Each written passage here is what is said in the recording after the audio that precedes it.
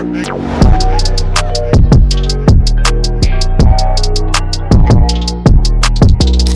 do you think that the interview structure and everything is also very different there?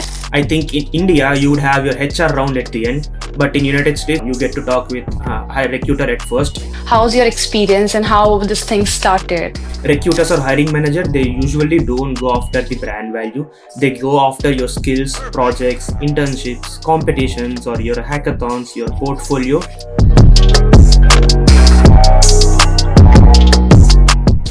Hi everyone, welcome back to my channel.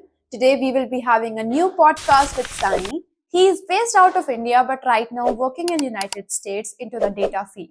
He has a couple of years of experience and today we will be discussing all the relevant questions you guys might have when you start preparing for data role. So whether you are a fresher or you are a professional who wanted to go into the data field, this podcast is going to be helpful for you.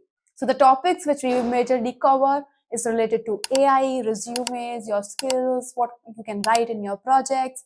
All these things are covered. And also we will also see the comparison between the working here in India and also working in United States. So if you are interested in any of these topics, so definitely this podcast is for you. So take your seat and enjoy the podcast. Thank you so much, Sai, for joining in this particular podcast. And I really welcome you and appreciate your time for, give this opportunity to me and people to, listen some things from your set. I know that people know you and you have a very good number of followers on LinkedIn and everything, but I still want you to give a small introduction of yours so that people will, know you better. First of all, thank you, Manya, for having me. I'm glad to be here. And to give a short introduction, hey everyone, I'm Sai Kumar. I did my master's in data science at University of Connecticut in 2023. Currently, I work as a lead data analyst at Blue Cross Blue Shield of South Carolina. It's been almost 2.5 years since I've joined Blue Cross, and it's been a great journey filled with a lot of learnings and growth. And I also create content on LinkedIn, Substack, and started creating content on Instagram almost like 3 weeks ago. And it's been great journey on content creation side as well. Okay, perfect. So since you mentioned that you have been into the abroad countries and you are, based out of India. So how's your experience and how this thing started? Yeah, experience in abroad has been amazing. I have learned a lot as a person, and I have grown as a lot as a person as well. And United States will not only teach you how to earn in dollars, but it all will also make you a better person in terms of being independent and everything. It's my fourth year in straight. It's been a great journey. So from my bachelor's, I always wanted to go to United States to pursue my master's, but it was always in electrical. So I did my bachelor's in electrical back in Amrita, Coimbatore, but I wanted to do my master's in electrical first. But during my final semester, something happened.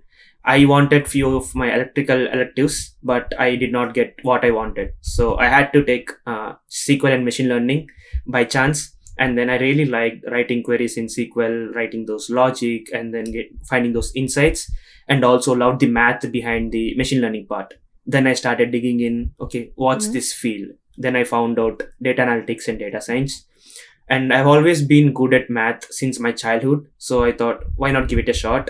And then I saw a few YouTube videos of data science, data analytics, took few basic courses on Udemy, did some basic projects, and then I started applying for my master's universities in United States. And then I applied to almost like 7 universities, got into 5, rejected by 2 or 3 of them. And then I chose UConn to pursue my master's in data science. And then, yeah, I came in 2022 of January, graduated in May 2023. And right after my graduation, I started working at Blue Cross Blue Shield. Okay. So you always started your working in the abroad, not in India. So you moved there for your master's and then you started working. Yeah, exactly. Graduated from bachelor's, moved to States for master's, and then started working. So it's my first ever job. Okay, it's perfect. But I have seen that couple of people wanted to go abroad because of good lifestyle and salary and everything. So what do you think that it's a good roadmap, whether they will go for the masters and then choose the job, or they are doing masters and then try to find jobs in abroad, like which is comparatively easier we can consider. So I would say always come with few years of work experience, because you get to know the corporate, you get the hands-on experience, you know how to talk, how not to talk, how real world works and everything. So right, if you are pursuing your bachelor's right now, I would say work for at least 2 to 3 years, get those hands-on experience, and then come to masters. Then your job search and then your networking, all things will be way more easier than it is. I came into United States right after my bachelor's, which I feel sometimes regret, but it turned out good because I had to do a lot more things than a usual person. And so if you come with experience, Mm-hmm. it's gonna be easier comparatively, but it's not gonna be easy for sure.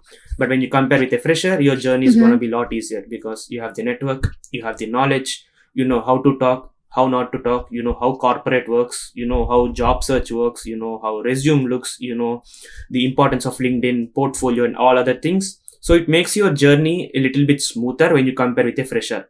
So I would always recommend get a few years of work experience if you can before coming to United States or any Mm-hmm. other country. But if you really want to come right after your bachelor's, I would say go for it. It's not impossible, but it takes more efforts than a usual person. So if a person is spending 10 hours per week on extracurricular activities, you might have to spend 15 or 20. But it's not impossible. It's just that it's easier the other way. Yeah. I got it. Okay, so we have seen that, um, like if I don't know about how things are working abroad, but in India we have seen that degree is something which is very, very important because IITs and NITs are considered to be a good colleges and people are considering thing like students from there. So is it the same thing abroad as well, or maybe the projects and internship which people do that is considered more and weightage wise that is having a more weightage? That's a great question. I would say it's complete opposite. Your university name only Mm-hmm. matters when it's Ivy League, and then recruiters or hiring manager, they usually don't go after the brand value. They go after your skills, projects, internships, competitions, or your hackathons, your portfolio. That's what they see. But there's always outliers. There's always edge cases. So sometimes your university name might matter, but out of 100 times, 95% of the times Mm-hmm. it doesn't matter. As long as you can do the work, you can answer well, you can communicate well in your interviews, you can show that, if you can show that you Mm-hmm. are the right person for this job, you're going to get hired, not the person from Mm-hmm. Harvard or from Stanford. As long as you show them that you're better than that person. Yeah. Okay, perfect. So I have also seen that people are, very much concerned about um, the interviews because here it is more of the technical round. You are having a lot of SQL, Python rounds, and all of those things. So do you think that the interview structure and everything is also very different there? Yeah, that's a great question too. So I would say most of it is similar. I think in India you would have your HR round at the end, but in United States you would have it. That's the first Mm-hmm. round. You get to talk with high recruiter at first, so they understand if you're a good fit for the job or your salary expectations, your location, sponsorship questions. They ask it upfront, so you get rejected or approved in the first round itself. Whereas you don't have to wait for Mm-hmm. till the end. And the technical rounds and non-technical rounds, they vary from company to company, role to role, job requirement to job requirement, years of experience, and all other factors. But a typical data analyst or data scientist role, you can expect anywhere between 2 to 5 rounds. If it's a big tech, you can expect more than five, but mostly they involve SQL, Python, data visualization, or technical round, case studies, take home assessment, behavioral round, and sometimes Mm-hmm. depending on the role, if your stakeholders or senior executives, you might also have a executive leadership round. So your directors or VPs will try to understand if he or she is a good fit for the role or not. So usually the technical part stays the same, but then the order is little bit different from India to United States. Yeah. So we can understood from this that not only the technical things which is very important, you also need to work on your soft skills part as well because there are a lot of rounds where you're not just telling them that you know SQL, Python, and everything. You are telling them that you also have a business acumen, which is important. Exactly. Technical Hmm. skills will only take you so far, but non-technical skills will is what will keep you moving and then make you grow Yeah. faster, be it 2x or 5x. So I would Hmm. say don't just focus on SQL, Python, Tableau, machine learning, deep learning, AI. Focus on Hmm. problem solving, critical thinking, stakeholder Hmm. communication. So these Yeah. these are the things that move the needle. Yeah, and I believe that in our market, like if you talk about the India thing, this is something which is very much missing because all the courses and certification, if we talk about, they are also, mainly focusing on, okay, we will teach you SQL, we will teach you Python and everything. No one is talking about that we will teach you how to talk to stakeholder, what is the communication which is important because people think that communication is, talking in fluently in English, but that is not how communication is all about. So these things are very much missing, and that is why people lack in the non-technical interviews which they have, like in the interview process. That is a good thing, and I feel that people have to consider it. And every single time, like I am talking to anyone, I just raise this thing that you have to improve it. And this is something which take a lot of time. You cannot just prepare it in one week, and maybe look at some interview questions or you can get it, because you don't know how the things will come up in your code, so you have to prepare accordingly. Especially with AI, most of the technical work can be automated, or you can hire. It's like having a junior data analyst under you for 24/7. So what sets you apart is your non-technical skills. Yes, exactly. Because now AI is coming in. I also work as a data analyst, so I know that how AI is helping me and my team members. So sometimes don't even need to know the syntax and how to code in Python because I don't like Python much as well.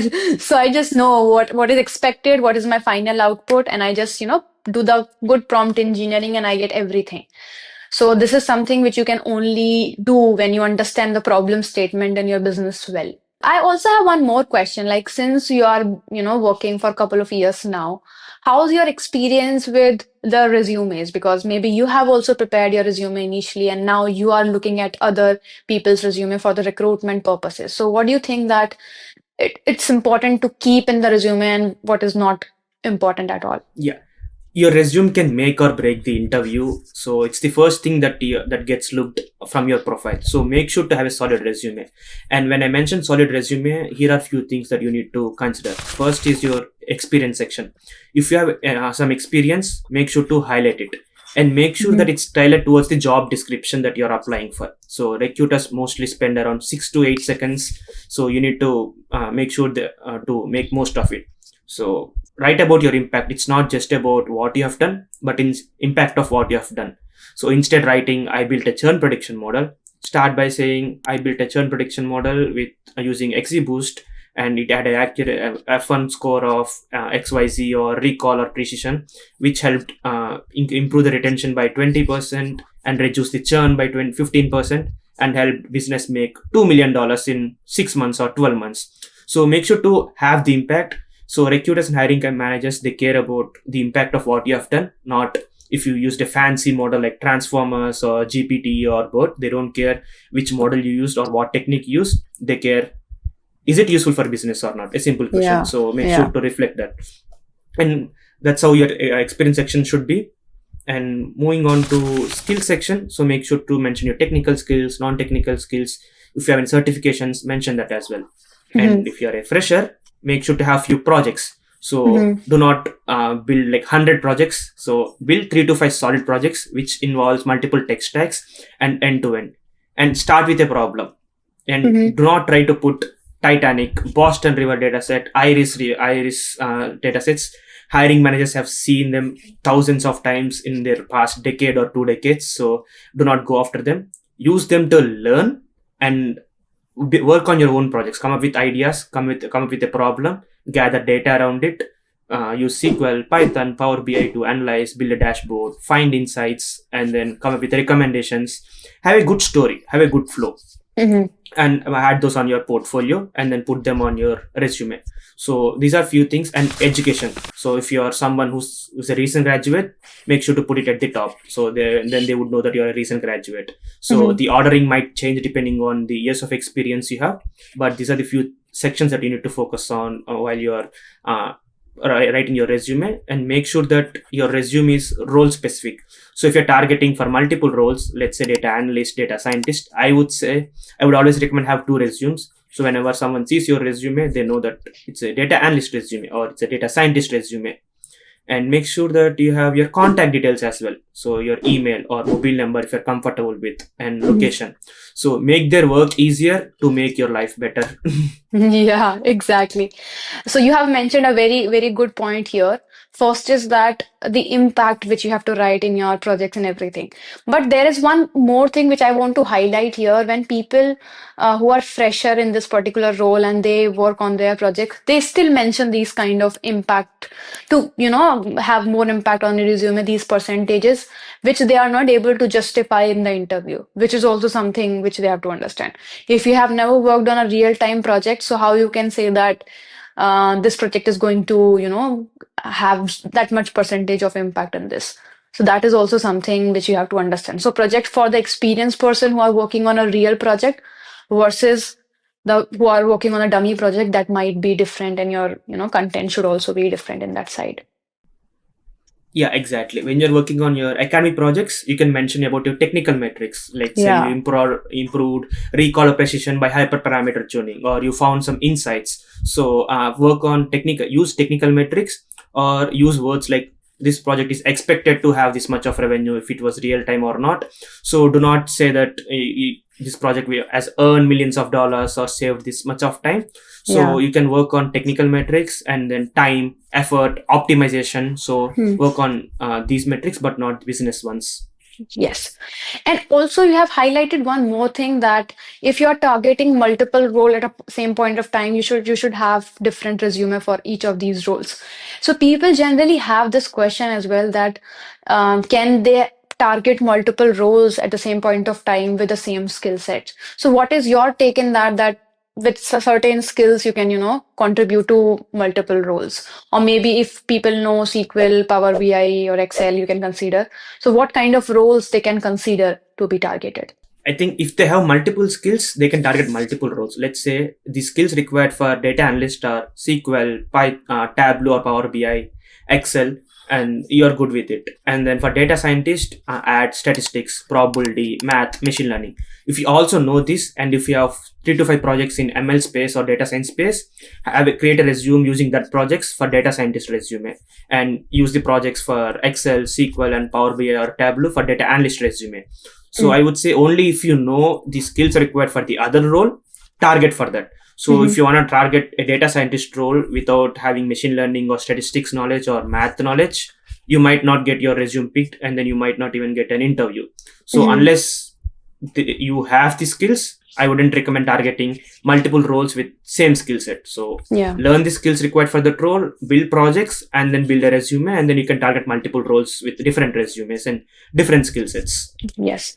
And also, if people have multiple skills and they are targeting it, again, the same point come in, that if you have different resumes, then it is good for you. Otherwise, for example, you are applying for a data analyst role, but you are writing something which is related to a data scientist role. So people will also understand that maybe your interests lie towards that side, and you will stuck with that in the interview, because they will ask this question, why you are here if you wanted to go at that particular point of time. So have limited information which you can answer in that particular interview, and that will eventually help you in some extra questions which might be tough for you to answer in the things. So I totally agree with that. Yeah, just make sure what Mhm. role you're targeting, and make sure that the person understands when they see your Mm. resume, he or she should understand what is this person, who is this person, is it are they a data analyst or data scientist or data Yeah. engineer or an MLE or an AI engineer.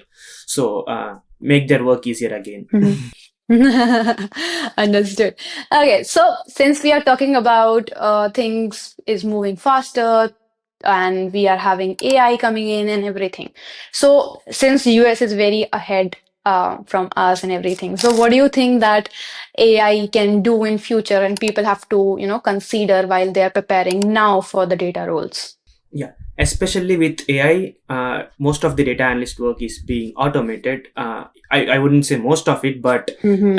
AI won't replace you yet, but a person using AI will replace you for sure. So what I would always tell is learn how to Yeah. use AI tools to make your work easier. So in terms of saving Mm-hmm. time or saving efforts, so or you want to optimize the existing process to save time, or load on the database, or uh, reloading time of the Power BI report, or anything that you can think of. Make sure to leverage AI to save time and money for the company. So those are the people who can who will have jobs in future. And people who are very good at communication, as we were discussing, problem solving, critical thinking, storytelling with data, stakeholder communication. With AI in few years doing most of your work, this needs to be human in the loop who can think and come up, explain, find insights, and then tell a story, and then help business make some impact. So tools will keep changing, but the fundamentals of asking the right questions, storytelling with data, and driving the impact, they will always matter. So I would say AI won't replace the analyst, but it will replace those who don't know how to use AI. So I think the future belongs to the people who can combine human judgment with automation. Yes, exactly.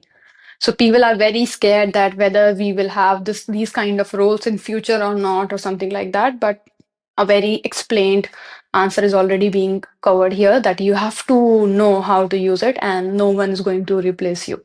So that is a good point. Also, I have seen that people start, moving into data because they think that it's a good high paying job market and everything. And people who are coming from the non-technical background, especially, liking that particular roles because that is the only role which they can go and, earn well and everything. Because most of the people are end up with sales and everything because I am also from the non-technical background, so I can, relate to these people. But I also seen that people are just going in a rat race because everything is going towards the analytics or something.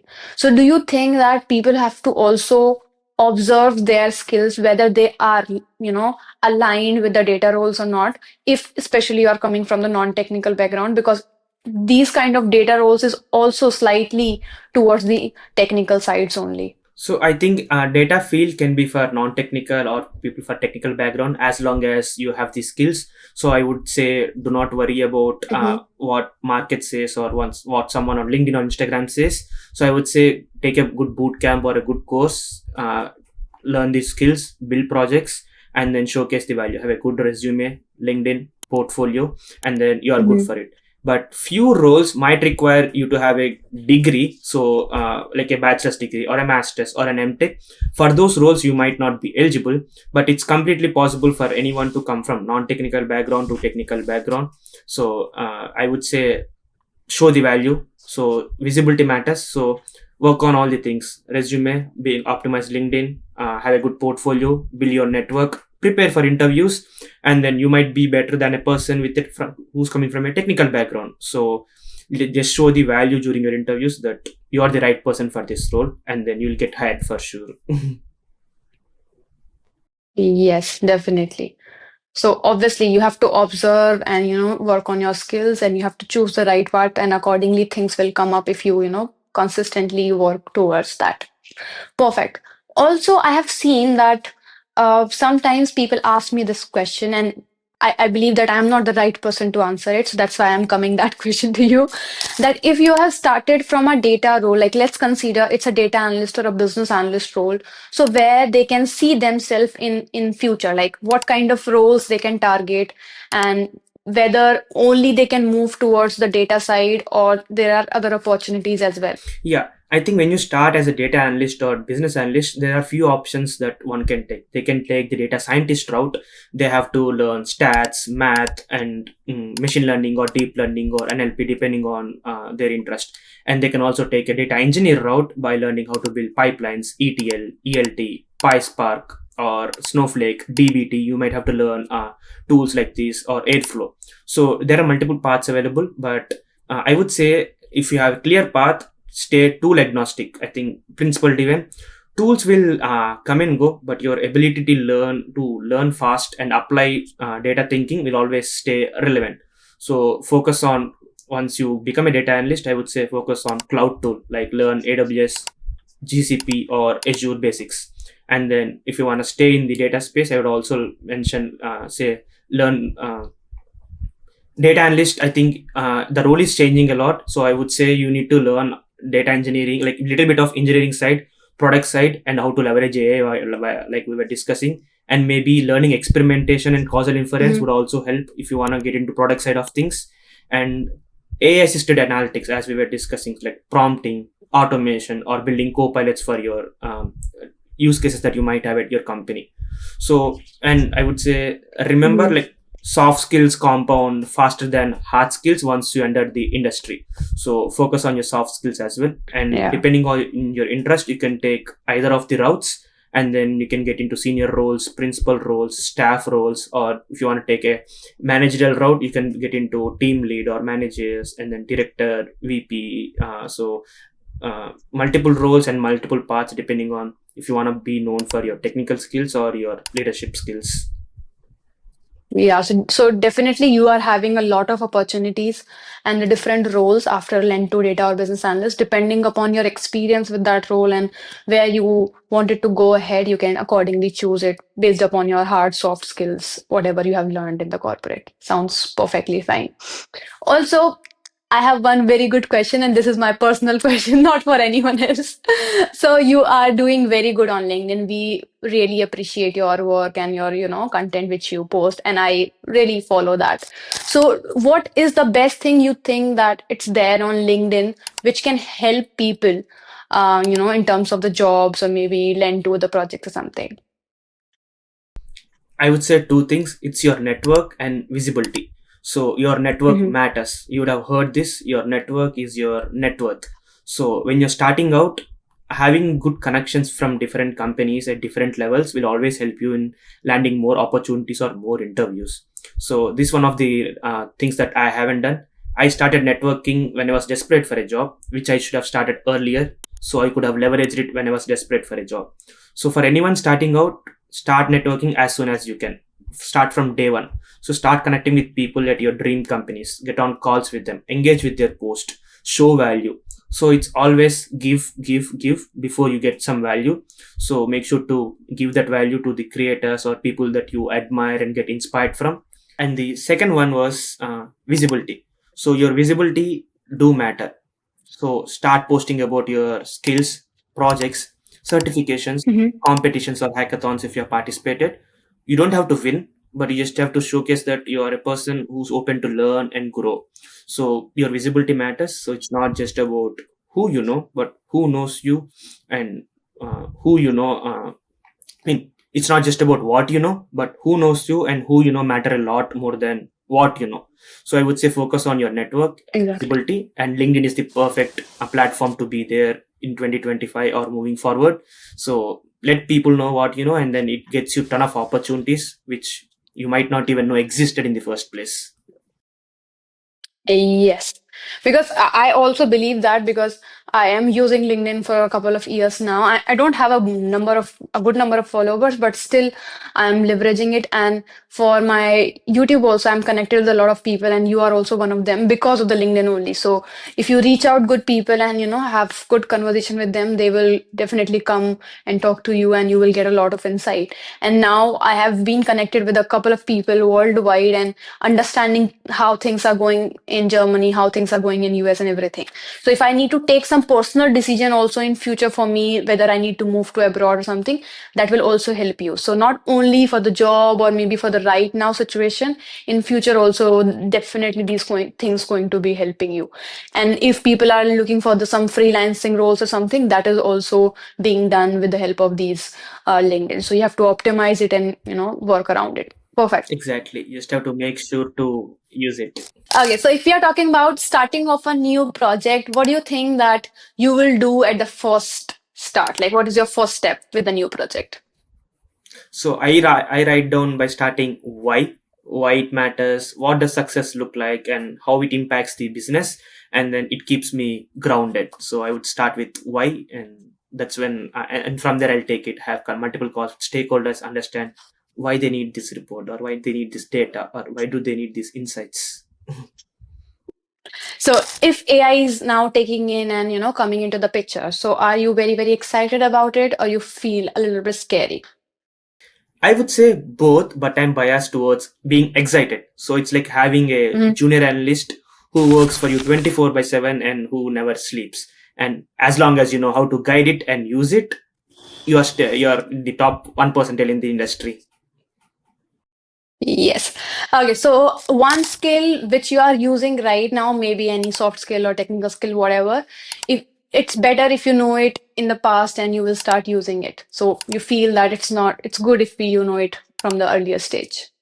I would say public speaking. So I have been still learning to speak in the public. So I think it's the gap between the ideas and the influence, and I'm trying to get better at it day by day. Okay, perfect. Last question for you. What is your dream project look like? So if you wanted to start a new thing, so what you want to work on? Since I'm in healthcare, I would say a project that uses data to help improve healthcare access for millions or billions out there, be it from hospitals or customer side of things or business side of things. And it will only not only make analytics insightful, but it'll also make meaningful in terms of having positive impact on people's lives. Yeah, sounds good. So thank you so much for all your answers, and I really, really appreciate that. So let's have a quick rapid fire round now.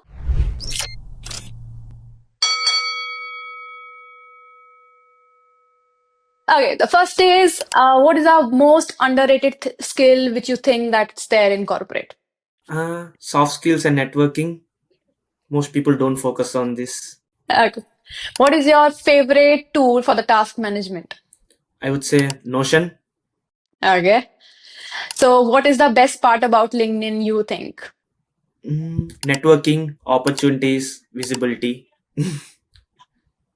Okay, so do you like to work on the mornings or you are a late evening person? I would say I'm an early bird. I do my best work before 10 a.m. starting from 6.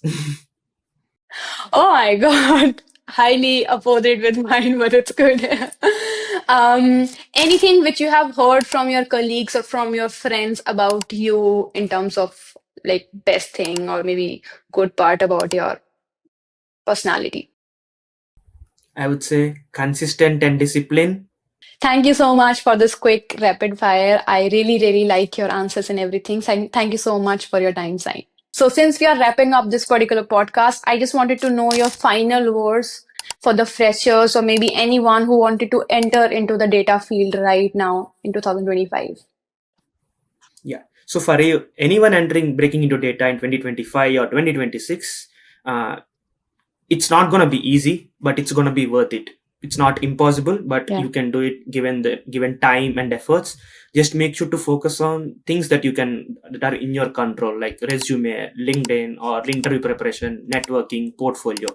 There'll be hundreds of things that are not in your control, like getting laid off or getting fired, or companies not having the budget, or your competitor Mhm. doing better than you. That's not in your control. Someone got promoted internally and the role was closed. That's not in your control. So focus on things that you can control, and then 2x it, 5x it. And at the end, as I mentioned earlier, it's not just about what you know, but who you know, who knows you matter a lot more than what or you just know. So I would say focus on networking and visibility, and I wish you guys all the best.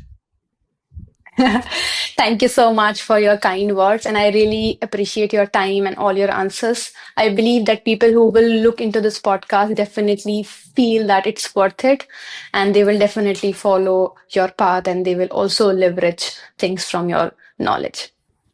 Thank you. And if there's anything I can do, I'm just a text away. You guys can text me on LinkedIn or Instagram. Yeah, sure. Thank you so much for your time, Sign. Thank you. I hope you like this podcast and you have learned something new to it. If you feel that these kind of videos might be helpful for you, so you can subscribe to this channel so that you can stay tuned for more such videos in future. Thanks for watching.